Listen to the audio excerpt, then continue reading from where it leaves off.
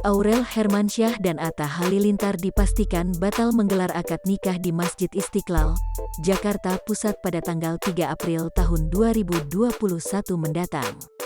Batalnya akad nikah Aurel dan Atta di Masjid Istiqlal telah dibenarkan pihak Polsek Sawah Besar.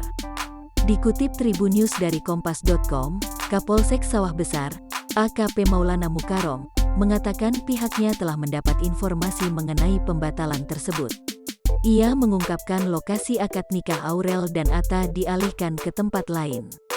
Jadi gini, kami dapat informasi dari mempelai ya.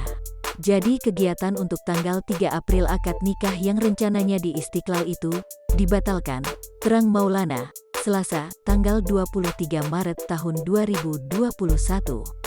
Dialihkan ke lokasi yang lain. Jadi enggak jadi di Istiqlal, imbuh dia. Maulana menegaskan batalnya akad nikah Aurel dan Atta di Masjid Istiqlal bukan karena masalah perizinan.